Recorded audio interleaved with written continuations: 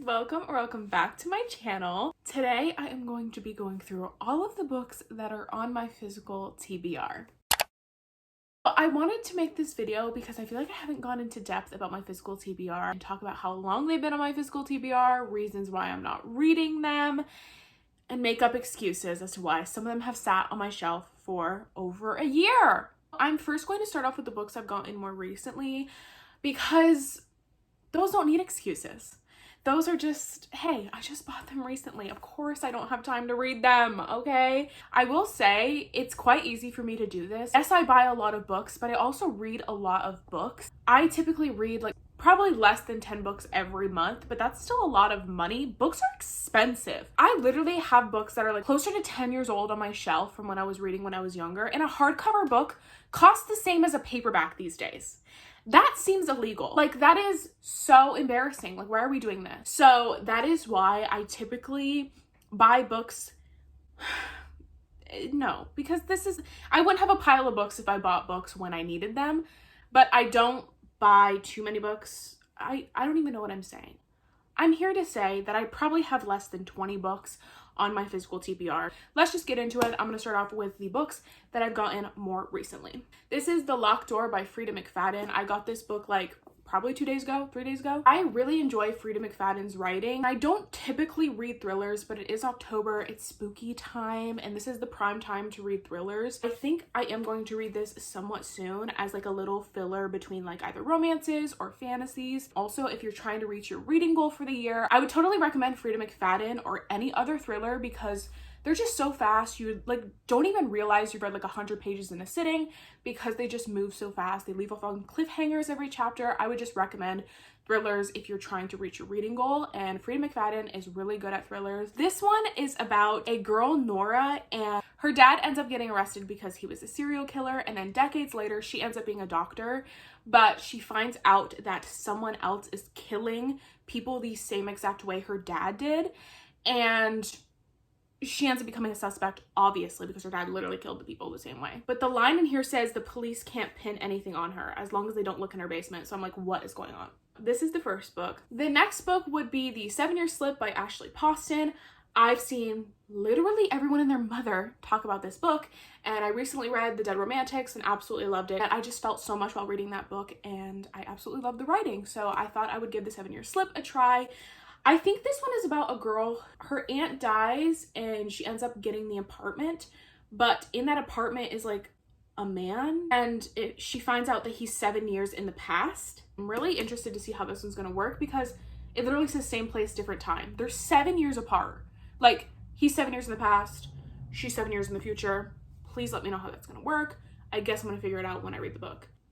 That's that one. This is Wildfire by Hannah Grace. This is the second book in the Maple Hills series. If you've read Icebreaker, this is the second book to it. So this follows Russ and Aurora. I don't really remember who Russ was in Icebreaker. From other people who have read this book, I hear he's very like golden retriever, and I absolutely love bookmen like that who are just golden retriever, like kind of awkward, but like I don't know. I love that vibe. Apparently they have a one-night stand. She just leaves without saying anything to him. She's just like, he doesn't even get her name or anything. She's like, I'm a goner. Like, we're gone. And apparently they both are counselors at a summer camp. I've been looking forward to this for so long. I've had this pre-ordered for such a long time, so I'm really happy to have it in my hands. Mile High by Liz Tomford. 33 pages in.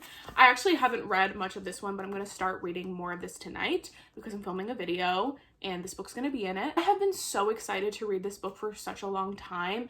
I have seen nothing but good reviews of this series. So excited to finally be able to read this and see what the hype is about. I hear these bookmen are top tier, and I'll be the judge of that. Thank you so much. But this follows Xander's and Stevie. And Stevie is a flight attendant and Xander's is a professional hockey player for the NHL. She is a flight attendant on his private plane for his team. Yeah, that's what it's called. I wouldn't say enemies to lovers, but he very much is a playboy in the media. So she doesn't have the best interpretation and interactions with him because he's supposed to keep up this playboy persona. I can already tell that this dynamic is going to be so interesting. And they're like forbidden from hooking up, by the way. It's like forbidden romance. Like they're not supposed to be like dating or hooking up because obviously she works for him.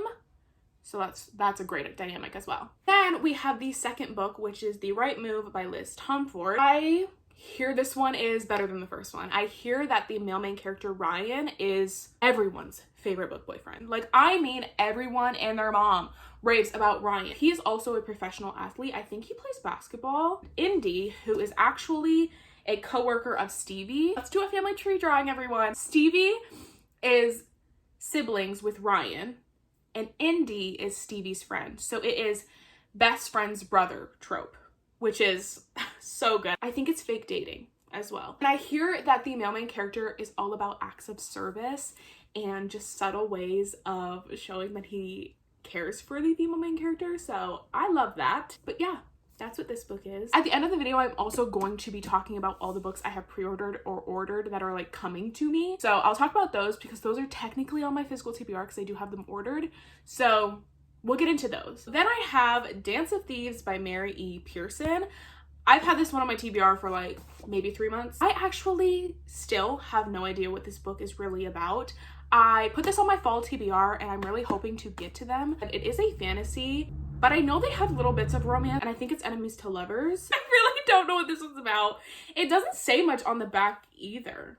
That's Dance of Thieves. I've heard such great things about this. Then we have the second book, which is Vow of Thieves. I don't really know what to say about it because I don't know anything about the first one. I hear that you have to read 3 books before these, but like, is that really necessary? Because I'm not gonna. Because I don't want to buy 3 more books in order to just get to these. So I'm not doing that. So I don't know why I just asked your opinion because I'm not going to buy them. Anyways, those are those 2 books. Part of Your World by Abby Jimenez. Now, it might be shocking that this is on my physical TBR because I love her book, Yours Truly, so much. But this one, I was doing a 24-hour readathon. I got 209 pages in and said, no. I said, absolutely not. I'm not doing it anymore. And then I put it away and never picked it up again. Maybe one day I'll pick it back up, but so far, this has been a DNF. This is The Kingmaker by Kennedy Ryan, and I have a reason for not reading this one because I have heard that this leaves off on a cliffhanger. It's a duology, so there's 2 books. So I refuse to read it until I have The Rebel King, which is the next book. So I don't know why I haven't gotten The Rebel King, but I refuse to read this until I have the second one in my hands. So I don't think I'm gonna be reading this anytime soon because I don't have the second book in my hands. And that's fully my fault. It's literally my fault. I heard one thing about this leaving off on a cliffhanger, which I don't even know if it's true. That's this book. So I have my Christmas books. I'm gonna go through these really fast. I got these buy one, get one half off at Barnes & Noble. Talk Santa to Me. It's a cute little Santa rom-com for Christmas. And then everyone in the mom read this last year, All I Want for Christmas. Apparently this is about like contestants and they fall in love and something. I don't know. I am excited to read this for Christmas. So hold me to this. I will be reading this in December. Hold me to it, okay? I'm counting on all of you. If I don't read this, yell at me, all right? Ellen Hildebrand, Trouble in Paradise. Guess what, guys? This is a series, and I got the 3rd book in a series. I don't think I'm gonna read this if I don't have other books in the series. So maybe next summer I'll buy the series. I got this for $4 though, guys. It's originally $17. So I call that a win, but not really a win because I'm not reading it. That's embarrassing that I got the 3rd book in the series. Why don't I look at the spines? I don't know. Pack Up the Moon by Kristen Higgins. This is a really sad book. It's about a woman who's like dying and she leaves letters to her husband. Like, I like sad books. I like them because I feel like I rate them higher because they evoke so much emotion out of me. But also, it breaks my heart. And I know going into this, she's dying, but still I'll sob on the floor because I'll get connected. I think the fall time is perfect for sad books, so maybe I'll read it, but I wouldn't hold my breath. You know what I mean? I am excited to read it because it sounds like a really good book and a lot of people rave about it, but it's just so sad that like I need to be in the right place mentally to read this book. Do you know what I mean? A Court of Silver Flames. I got 107 pages in A Court of Silver Flames, and I never picked it back up because I went on vacation, so I stopped reading the book, and I never picked it back up because, guys, this book is a chunker. Am I excited about Nesta and Cassian? Yes. Can I pick up this book physically? No. I don't know why. It's actually so upsetting. I don't know why I can't pick up the book. I just keep getting books that I want to read more, but it's not like I don't want to read this book. It's just that it's so intimidating by the size that I just haven't picked it up. I think I'm going to dedicate like a week to just reading this book. I just need to read it. I need to figure out what's happening so I can watch TikTok. Like, averting my gaze. Like, I don't want to be spoiled for what happens in this book. So I need to just read it. That's that. I'm so embarrassed by this. My best friend is shocked and appalled that I haven't read it because I love Cassian so much. But guys, I can't pick it up. My actual most embarrassing book that is still on my physical TBR is One Last Stop by Casey McQuiston. I have had this book for going on in January 2 years. I picked this up on a whim at like an independent bookstore, and I was like, hey, I want this book. I judged it off its cover because I had no idea what this book was about, and I said, it's pretty, it's pink, it's purple, I love it. And I haven't read it. I haven't read it, and I really need to because I hear it's so good. It's a romance, and I think it also has some aspects of like time traveling or something. She was literally displaced in time from the 1970s. So it is time traveling. So I wasn't lying. There's no excuse as to why this is on my shelf for 2 years. No excuse. There's no excusing it. If you've read this, tell me all the good things about it. So I'll read it. And I'm gonna quickly rapid fire all the books that I've ordered and that are coming to me. I recently just placed an order. So I have Still Beating by Jennifer Hartman coming to me. This is a dark romance book between a girl and a guy, and they both get kidnapped. And it's a romance between the two of them. That's all I know about. I read Lotus by Jennifer Hartman and loved that book, so I'm excited for that. I got the third book in this series. I haven't read the first one, but yes, did I order Caught Up? Yeah, because guess what I heard? It's single dad, he wears glasses. That's literally all it took for me to order that book. That's all it took.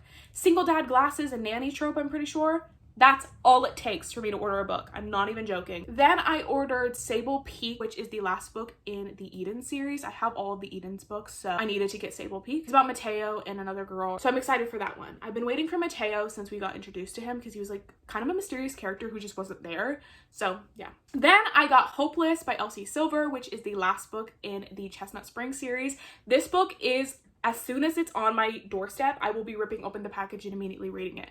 I cannot wait for this book. About Beau. Beau was such a mysterious character. Like, we literally never really saw Beau. We just heard about him. I know he's such an interesting backstory, and I'm so excited to read his romance. I have Love Redesigned coming to me, which is Lauren Asher's new series. It's a billionaire romance. If you've read Final Offer, it takes place in that town, I'm pretty sure. And the cover's gorgeous, so I got that. The last book that I have pre-ordered is Ruthless Vows, which I recently read Divine Rivals, and it was a 5-star read for me. I absolutely loved it. It's a fantasy romance, and it's just amazing. If you like the song Work Song by Hosier, might I recommend that book to you, Divine Rivals by Rebecca Ross. Please go read it. I immediately pre-ordered Ruthless Vows by Rebecca Ross, which is the second book. Yeah, those are all the books that are my physical TBR.